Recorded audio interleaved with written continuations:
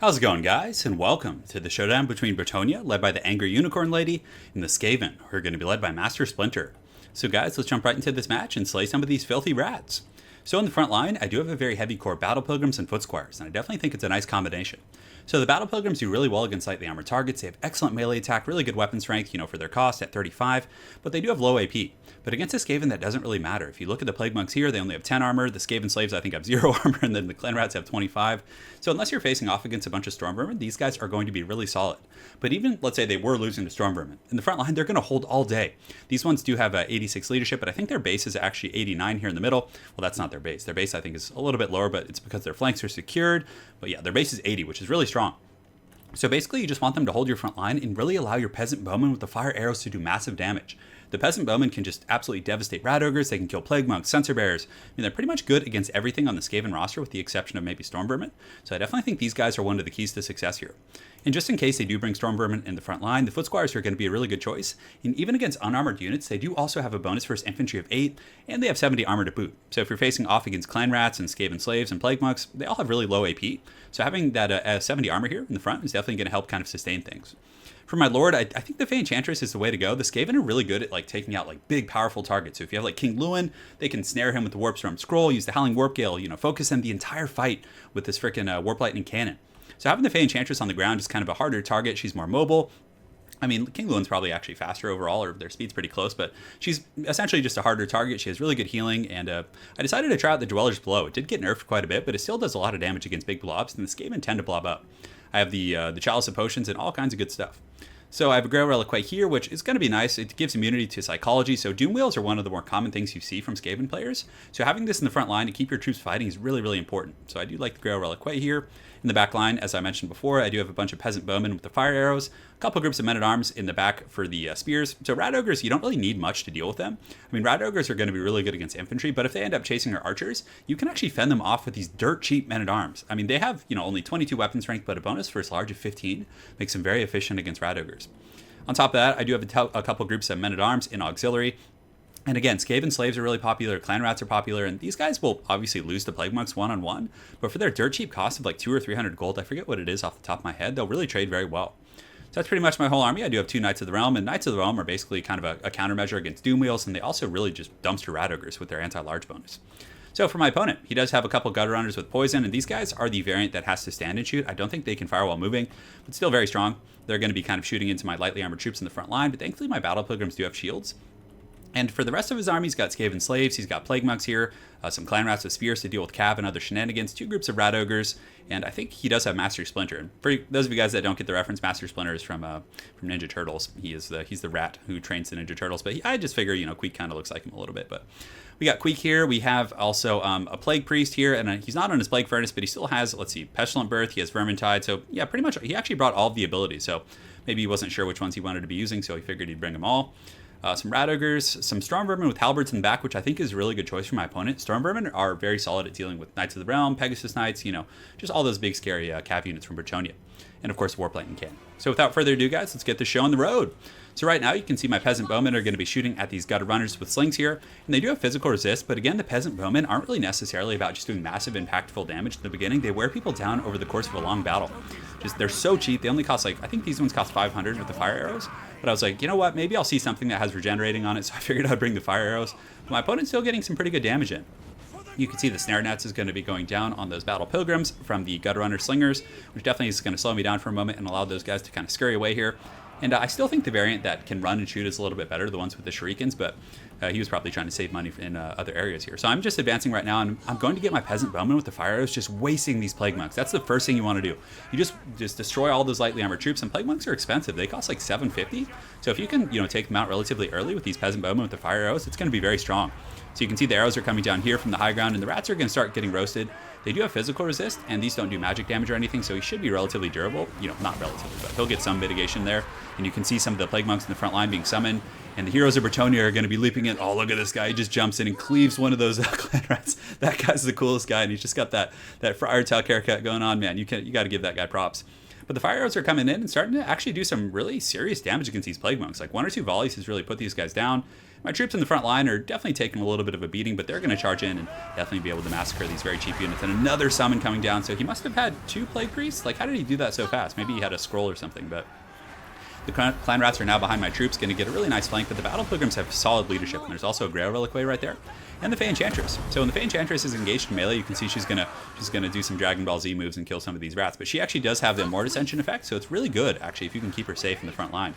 The Knights of the Realm are posturing up on the flanks, just kind of waiting for an opportunity to get in. But you can see that, like, these freaking Plague Monks are just getting destroyed.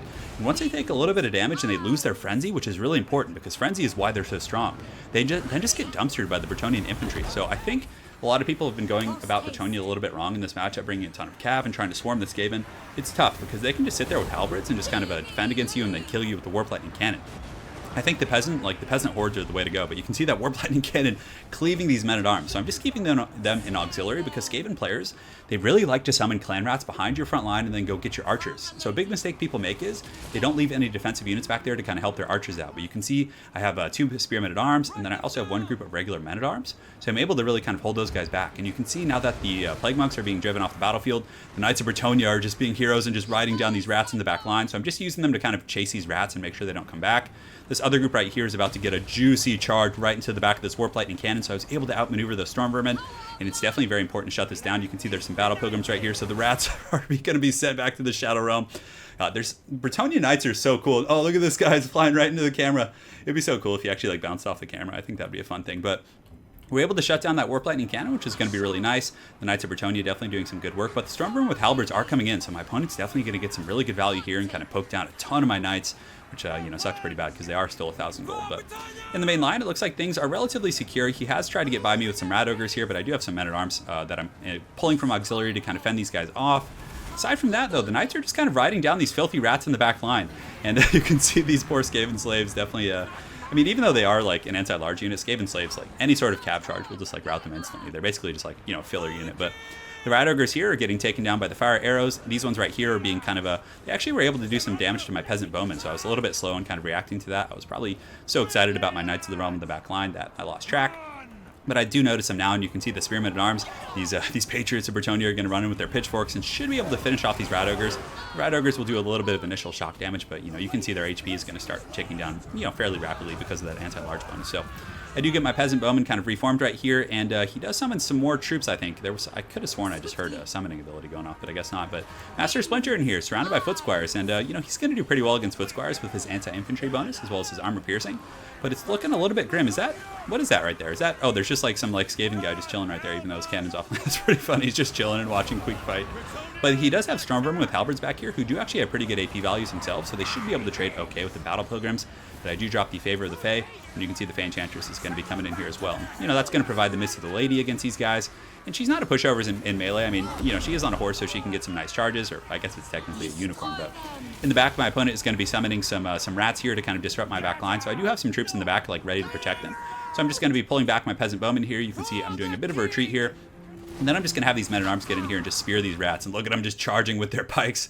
I love the animation, like, when they go up in the air and, like, over their buddies in the front line and just spear down on the rats. It's so cool looking. But, yeah, you can see that focus fire from those Plague Priests coming in. The Knights of the Realm, of course, in true Bretonnian fashion, coming to rescue these low-born troops here, which is pretty cool. So right now, the bounce power is starting to tilt in my favor. You can see some Rat Ogres are coming in. They're probably going to get Last Samurai, though. They're charging in, definitely pretty angry. But the fire arrows, I'm telling you, the peasant arrows in this matchup are so strong. You can just see the Rat Ogres just getting taken out, charging through the fire. They have arrows in their domes, and oh, man, look at that guy. He just caught one good, and I think this guy's like a couple arrows in him as well. So they're definitely not going to last long. They're probably going to waver off and break here. There are some clan rats coming in as well, but they probably won't even make it with all this fire coming down on these guys, which is so cool. And I wonder if the regular fire, I don't think it applies a burnt debuff. It doesn't look like it does, but I think that would be pretty cool if like fire arrows did that. Because the only thing they're really good against, like for their cost, is regenerating units, and I decided to go fire just in case he wanted to, get funny with like a Hell Pit Abomination or something like that. But yeah, I don't know. It would be cool if it gave like even like a 2 or 3 leadership debuff on the cheap peasants would be really cool. But you can see here the Battle Pilgrims are going to be fighting off the Storm Vermin, and again, their leadership really holding up. They're not going to win any beauty contests here and beat these Storm Vermin. They're still putting up a great fight, and you can see Master Splinter here is pretty much surrounded. Man, Queek's actually really big.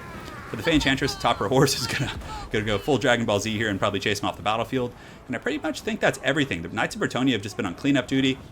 You can see the Knights of the Realm, 139 kills here, 71 here, mostly against Skaven slaves and cheap units, but In the Skaven matchup, one of the big strengths of the Skaven is that their troops have scurry away and then they have strength in numbers. So when they do scurry away, they get away very easily with their buff, and then they're able to rally and come back. So chasing them down is really nice for kind of keeping them off the battlefield. But I think the Battle Pilgrims and Foot Squires performed really well, but one of the main reasons they performed so well was because the Peasant Bowman basically killed all of his good infantry before the fighting started. So these Plague Monks both were at 20 or 30 percent HP when the fighting started. So I was able to get a really good advantageous charge with my Battle Pilgrims and basically break them immediately because they didn't have Frenzy. Knights of the Realm were good. They were able to harass the Rat Ogres, get into the back line, and chase down the scraps. And I do like the Fey Enchantress. She's really cheap. When you bring her stripped down, I think she costs 13 or 1400 gold if you just bring her barebone abilities. And I think she was a really solid choice. For my opponent's army, I definitely would like to see more elite infantry. I think 2 Plague Monks. I actually even like Censer Bears here, but again, Censer Bears do take a ton of damage from arrows, so it really depends. But I usually do bring them. So I'll bring a front line of Skaven slaves or fodder units, 3 or 4 Plague Monks. Plague Monks are just so good in this matchup. I do like the rest of his army though, like the Rat Ogres and everything else was pretty good. I do like Lord of Ruin as well here, but again, I didn't bring any flying units. So this is a build whenever I face Bretonnia as this Skaven, I see these very cav heavy builds that have 4 cav units and King Lewin up in the air. So had I had King Lewin, you can basically just erase like 2 of these guys in a Foot Squire. My army would have been almost half the size it was because he's costs 2600. So going cheaper with the Fey Enchantress, I definitely think catches a lot of Skaven players off guard. But very well played to my opponent, Abdul Jr. Look forward to running into you again on ladder, and hopefully you guys enjoyed this Bretonnia vs Skaven showdown. Have an excellent night, guys, and take care.